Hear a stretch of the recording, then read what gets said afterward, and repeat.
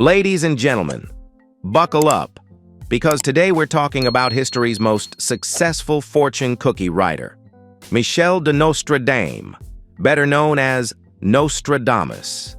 This is the guy who supposedly predicted everything from Hitler's rise to 9/11, from the French Revolution to COVID-19, and apparently even knows what you're having for lunch next Tuesday. But here's the thing, and this might blow your mind. What if I told you that a 16th century French physician with no medical degree somehow became more accurate at predicting the future than modern meteorologists are at predicting tomorrow's weather? Sounds fishy, right? Now, before you slam that back button thinking, oh great, another skeptic ruining the magic, wait. Because what we're about to uncover is actually more fascinating than any prophecy. We're going to dissect the psychology behind why millions of people still believe in these predictions, examine the few cases where he might have gotten something right, and most importantly, learn how our brains trick us into seeing patterns where none exist. So grab your crystal ball, put on your most mystical robe, and let's dive into the wild world of confirmation bias, retrofitting prophecies, and why being spectacularly vague might just be the secret to eternal fame. Trust me, by the end of this video, you'll never look at fortune cookies the same way again. So, who was this Nostradamus character? Born in France in 1503, he first worked as a physician and began his medical practice in the 1530s. Oh, and here's the kicker. He did so without a medical degree. So basically, he was the 16th century equivalent of that guy who calls himself doctor, because he has a PhD in medieval literature but gives medical advice on Facebook. He began making prophecies around 1547 and published his famous predictions in a book called Centuries in 1555. The book contained 353 quatrains. That's 4-line rhyming verses for those who skipped poetry class. And let me tell you, reading Nostradamus is like trying to understand IKEA instructions written by someone having a fever dream. But here's where it gets interesting. Nostradamus gained notoriety during his lifetime when some of his predictions appeared to have come true. Notice that word appeared. That's like saying I appeared to win the lottery when I found $1 on the street. Let me give you a masterclass in Nostradamus-style prophecy writing. Ready? Here goes. In the land of the eagle, when the moon is high, a great leader shall fall from his tower of pride. The people will weep as darkness covers the sky, and a new dawn will come with the changing tide. Boom. I just wrote a Nostradamus-level prophecy.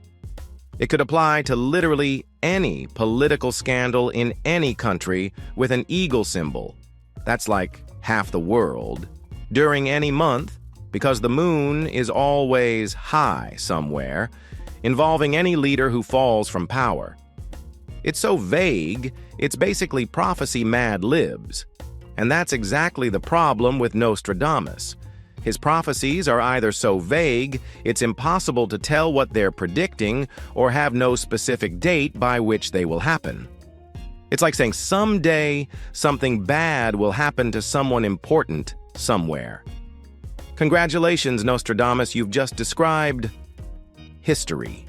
Now, let's look at some of his greatest hits, the prophecies that believers claim prove his psychic powers. The death of King Henry II. This is the crown jewel of Nostradamus believers.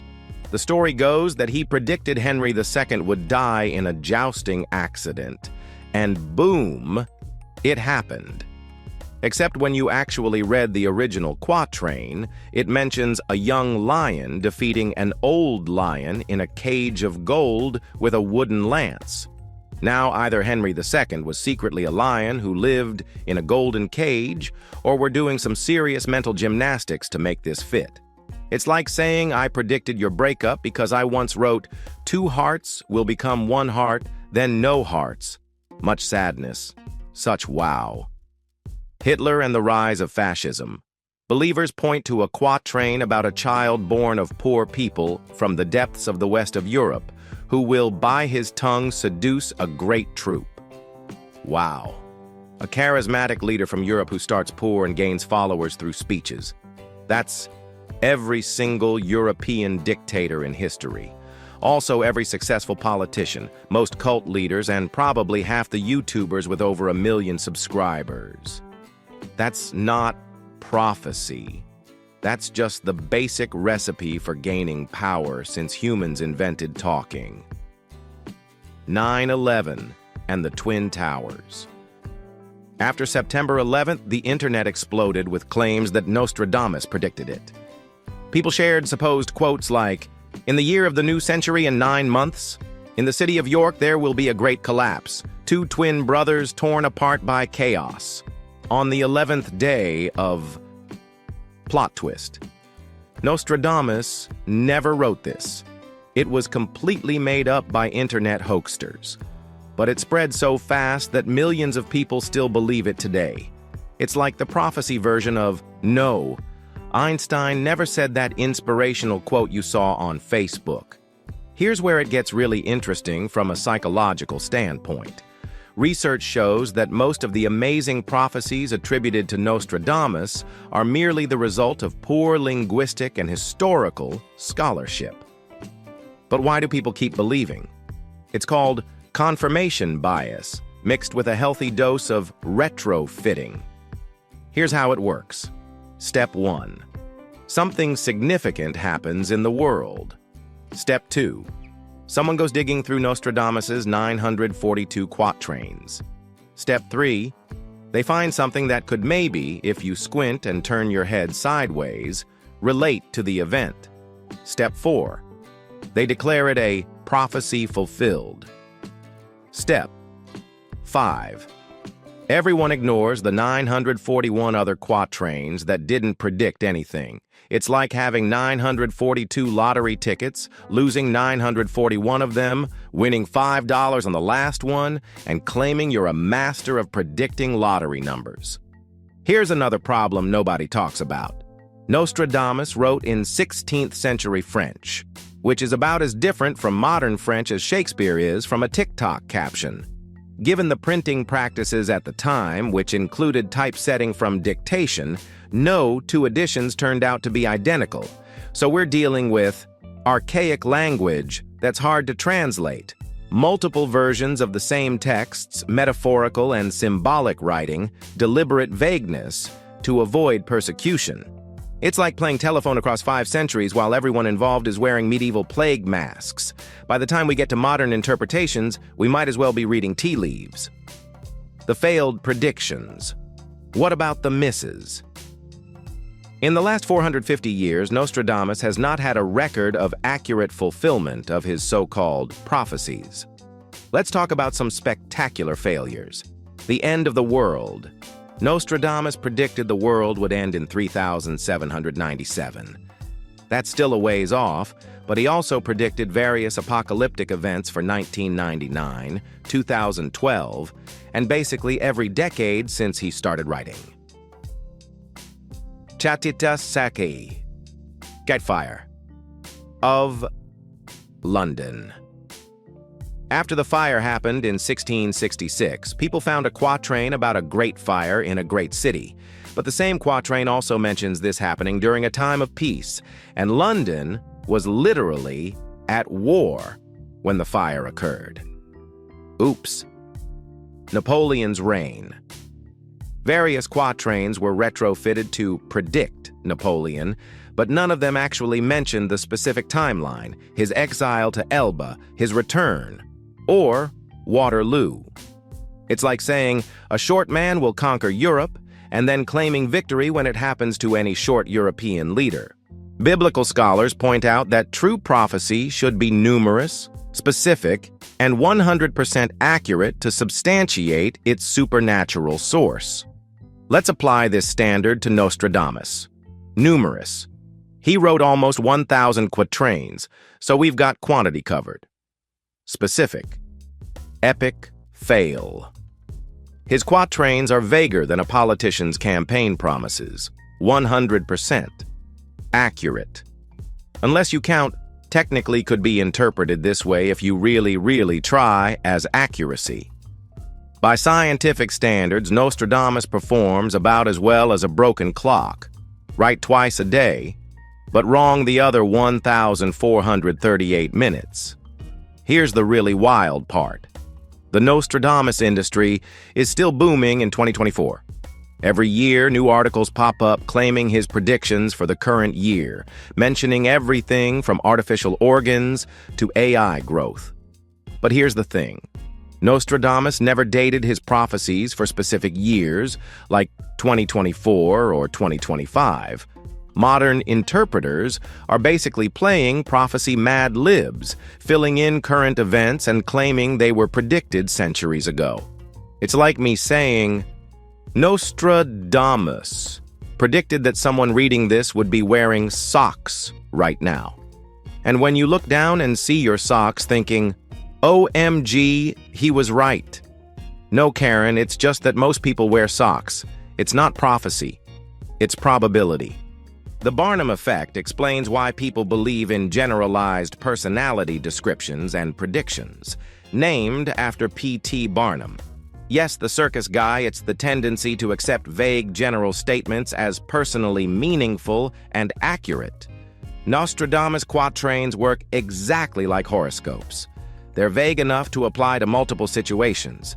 They use universal human experiences: love, loss, conflict, change. They let readers fill in the blanks with their own circumstances. They confirm what people want to believe about fate and destiny. It's psychological comfort food. It makes us feel like the universe has a plan, and we're special enough to glimpse it. If we're being honest, Nostradamus did predict one thing with 100% accuracy: that people would keep talking about his predictions for centuries after his death. He created the ultimate self-fulfilling prophecy: eternal fame through strategic ambiguity.